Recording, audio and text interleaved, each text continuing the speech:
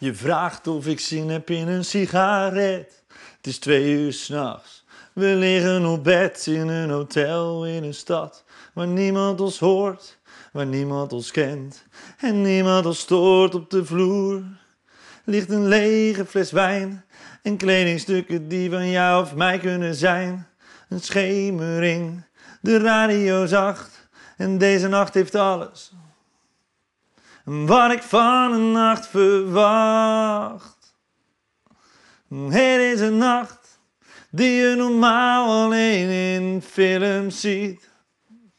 Het is een nacht die wordt bezongen in het mooiste lied.